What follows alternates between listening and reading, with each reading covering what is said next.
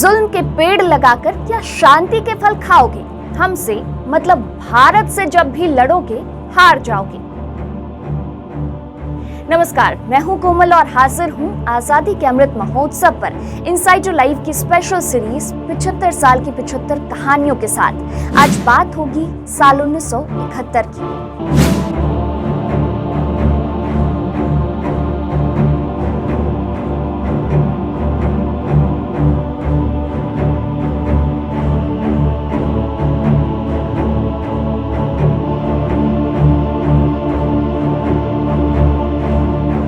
कहते हैं कि युद्ध वो जीतता है जो धर्म के साथ होता है, सत्य के साथ होता है। युद्ध वो जीतता है जो मजलूमों की रक्षा करता है, और युद्ध वो हारता है जिसका मकसद जुल्म होता है। अब जुल्म के पेड़ लगाओगे तो शांति के फल कहां से पाओगे?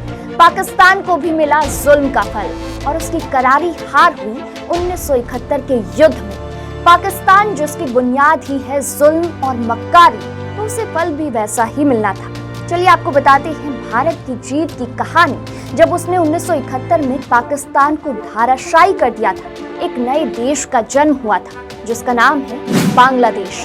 तो आइए जानते हैं भारत के साहसिक कहानी को। विभिन्न भौगोलिक और राजनीतिक मुद्दों के चलते भारत और पाकिस्तान के बीच गर्मा गर्मी के माहौल की इतिहास में तारीखों की एक लंबी फहरिस्त है। भारत की आजादी के बाद बने पश्चिमी पाकिस्तान और पूर्वी पाकिस्तान में कभी सामंजस्य बन ही नहीं पाया।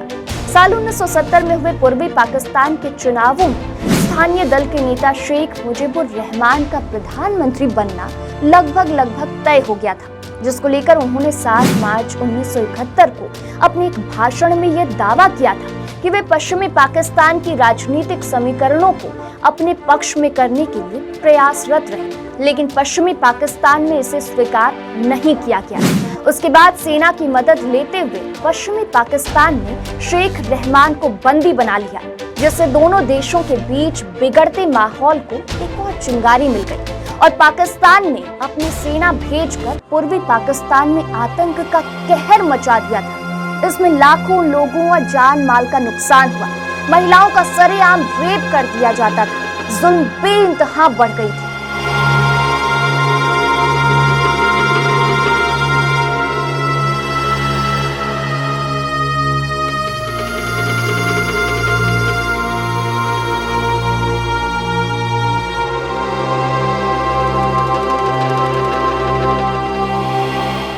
फिर कहते हैं ना कि जहां बुरे लोग हैं वहीं भले लोग भी हैं। असहाय और शोषित पूर्वी पाकिस्तान के लोग भारत की तरफ रुख करने लगे।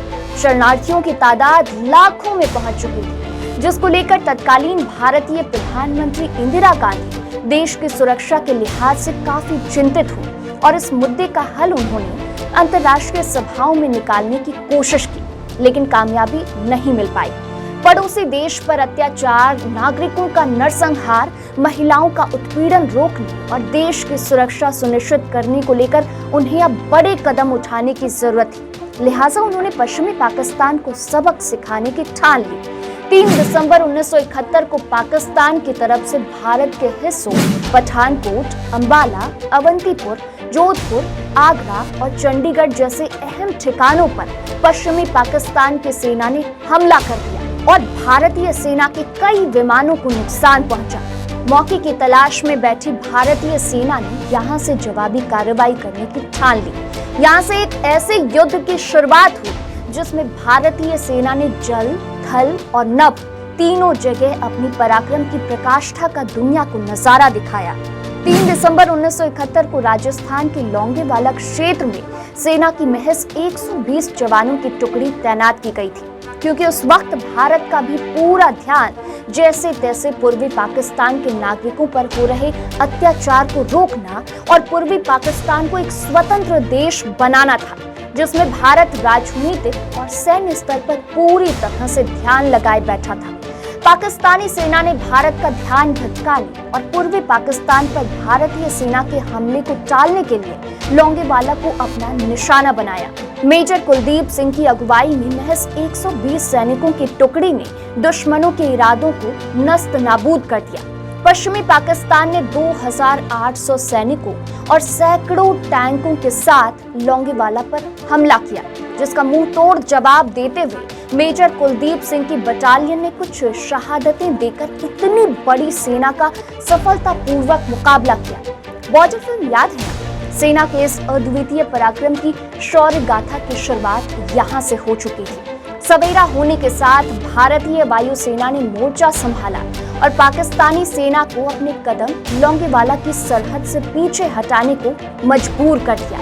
इसके बाद भारतीय नेवी ने पाकिस्तान के कराची बंदरगाह को निशाना बनाया और ताबड़तोड़ बमबारी करते हुए पाकिस्तान को सोचने पर मजबूर कर दिया।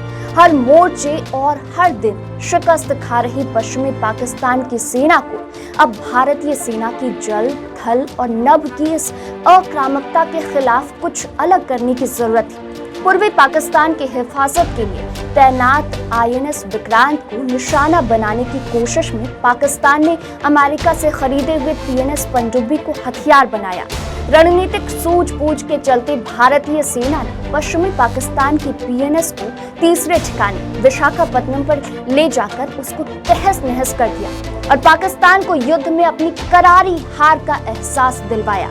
INS विक्रांत की हिफाजत के चलते और भारतीय वायुसेना के डमी एयर ड्रॉप्स की मदद से पश्चिमी पाकिस्तान पर अत्यधिक दबाव पड़ा।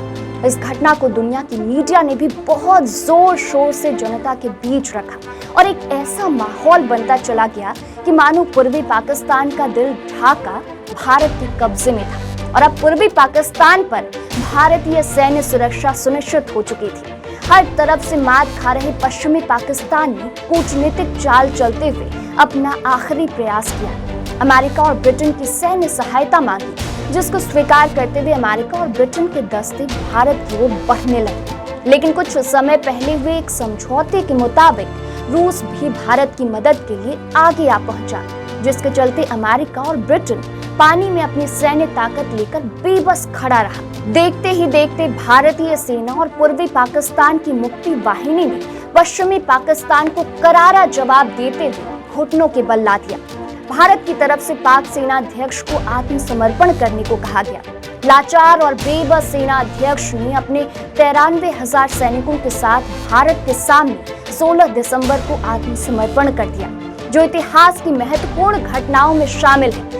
16 दिसंबर 1971 को ढाका में एक सैनिक समारोह में जनरल नियाजी ने भारत के लेफ्टिनेंट जनरल जगजीत सिंह अरोड़ा के सम्मुख आत्मसमर्पण कर दिया।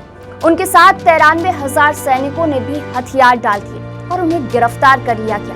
बांग्लादेश स्वतंत्र हो गया और भारत ने एक तरफा युद्ध विराम कर दिया। भारत ने इस युद्ध में पाकिस्तान की 6,000 वर्ग मील भूमि पर अधिकार कर लिया। ऐसे भी भारत वो देश है जो हमेशा शांति चाहता है, लेकिन इसे किसी ने भी छेड़ने की कोशिश की है तो उसको करारा जवाब भी मिला है। ये कहानी है भारत की जीत की, भारत के हौसले की जीत की। पूरे विश्व में भारत की जीत का डंका बज रहा था और एक नए देश का आगमन हो चुका था विश्व फलक पर।